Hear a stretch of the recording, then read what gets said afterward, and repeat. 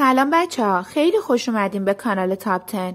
تو این ویدیو در مورد 10 تا از بهترین رژیم‌های غذایی دنیا صحبت می‌کنیم.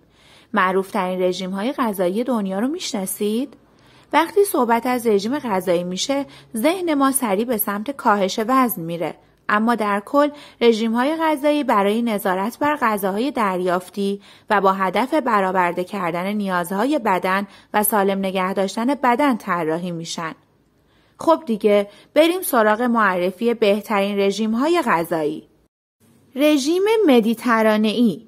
مردم کشورهای حاشیه دریای مدیترانه عمر طولانی دارند و از مشکلات سلامتی کمتری رنج میبرند. این رژیم سرشار از غذاهای دریایی، گوشت پرندگان، مغزها، حبوبات، میوه و سبزیجات، غلات کامل و روغن زیتون در حد متعادل. مطمئناً یکی از معروفترین و بهترین رژیم‌های غذایی دنیا میتوان گفت رژیم مدیترانه‌ایه. تنها عیب این رژیم اینه که گرونه، اما مزایای زیادی برای سلامتی داره. رژیم دش. فشار خون داری؟ رژیم دش مناسب شماست. این رژیم از معروفترین روش‌های تغذیه‌ای برای فشار خونه. رژیم دش روی غذاهایی تاکید داره که پزشکان همیشه مصرف اونا رو توصیه میکنن، یعنی میوه، سبزیجات، غلات کامل، پروتئین بدون چربی و لبنیات کم چرب. این رژیم مزایای زیادی برای سلامتی داره، مثل کاهش ابتلا به فشار خون، سکته قلبی و دیابت نوع 2. این رژیم دومین رژیم غذایی برتره. خب قبل از اینکه بهترین رژیم غذایی دنیا رو بگم، ویدیو رو لایک کنید. رژیم فلکسترین ترکیبی از دو واژه فلکسیبل، منعطف و وجترین گیاهخواریه که در اون 80% رژیم غذایی شما گیاهی و 20% از پروتئین حیوانیه. به این ترتیب شما همچنان از مزایای سلامتی یک رژیم غذایی گیاهی مثل کاهش میزان بیماری قلبی، دیابت و سرطان بهره میبرید، در حالی که همچنان از غذاهایی که دوست دارید لذت میبرید. رژیم اتکینز معروفترین رژیم غذایی کم کربوهیدرات برای کاهش وزنه. اصل این رژیم بر اینه که تا زمانی که از مصرف کربوهیدرات پرهیز کنید میتونید با خوردن هر مقدار پروتئین و چربی که میخواید لاغر شوید. این رژیم بسیار سیر کننده و باعث میشه کالری کمتری مصرف بشه. به همین دلیل تاثیر خوبی در کاهش وزن داره که یک رژیم لاغری خوب برای شکم و پهلوه. تو این ویدیو 10 تا از بهترین رژیم‌های غذایی رو گفتم.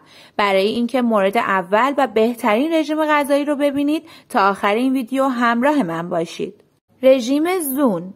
این رژیم شامل 40% کربوهیدرات، 30% چربی و 30% پروتئین در هر وعده غذاییه. در رژیم غذایی زون تمرکز روی مصرف کربوهیدرات‌های با کیفیت بالا، کربوهیدرات‌های تصفیه نشده و چربی‌ها مانند روغن زیتون، آووکادو و آجیله. از مزایای این رژیم لاغری شکم پهلو و کاهش التهاب‌های مزمن در افراد دارای اضافه وزن میشه. رژیم کتوژنیک. بعیده که دنبال معروفترین رژیم‌های غذایی باشید و اسم رژیم کتوژنیک رو نشنیده باشید. رژیم کتو فواید زیادی برای کاهش وزن، به خصوص کاهش وزن سریع داره.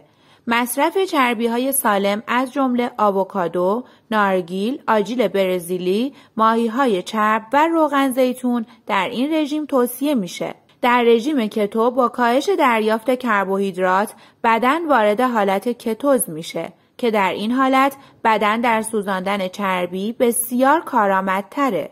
رژیم گیاهخواری وجتریان. بسیاری از مردم به دلایل اخلاقی و همچنین سلامتی رژیم گیاهخواری رو انتخاب میکنن. انواع مختلفی از گیاهخواری وجود داره، مانند گیاهخواران لاکتو که گوشت و تخم مرغ نمیخورن اما لبنیات میخورن، گیاهخوار میوه و گیاهخوار لاکتو اوو. اکثریت گیاهخواران لاکتو اوو هستند، یعنی به جز تخم مرغ، لبنیات و عسل غذاهای حیوانی دیگری نمیخورن. گیاهخواران وزن کمتری دارند و کمتر از بیماری ها رنج میبرند. به نظر شما کدام یکی از این 10 تا رژیم غذایی بهترینه؟ تو کامنت برام بنویس. رژیم وگان. وگانیسم بیشتر یک روش زندگی و یک فلسفه است تا یک رژیم. یک وگان هیچ چیز حیوانی از جمله تخم مرغ، عسل، لبنیات نمیخوره. وگان ها معمولاً به خاطر سلامتی این رژیم رو ندارن، بلکه فاکتورهای محیط زیستی، اخلاقی و دلسوزانه هم در تصمیم اونا دخیله. رژیم غذایی وگان سختگیرانه تر از گیاهخواریه. ظاهراً رژیم وگان در کمک به کاهش وزن افراد بسیار مؤثره، زیرا این رژیم چربی بسیار کم و فیبر بالایی داره که باعث میشه برای مدت طولانی تری احساس سیری کنید. رژیم غذایی ویت واچرز. ویت واچرز در واقع یک سیستمه، نه یک رژیم غذایی خاص که بر کاهش وزن از طریق رژیم غذایی، ورزش و با کمک یک شبکه پشتیبانی تمرکز داره. در این سیستم به صورت حضوری یا آنلاین میتونن دوره هم جمع بشن که اطلاعات و حمایت زیادی به افرادی که رژیم گرفتن ارائه میکنه. این رژیم از یک سیستم کالری شمار ساده استفاده میکنه که قد، سن، وزن و هدف شما در نظر گرفته میشه. هر غذا یک امتیاز هوشمند خاص داره که به اون متصله و بسته به هدفتون از گرفتن این رژیم میتونید تعداد مشخصی امتیاز در روز مصرف کنید، در حالی که هیچ محدودیتی وجود نداره. رژیم غذایی ساحل جنوبی. این رژیم توسط یک متخصص قلب دکتر آگات استون و یک متخصص تغذیه ماری آلمون آغاز شد. این رژیم بر کنترل سطح انسولین و مزایای استفاده از کربوهیدرات‌های تصفیه نشده با هضم آهسته در مقابل کربوهیدرات‌هایی با هضم سریع تمرکز داره.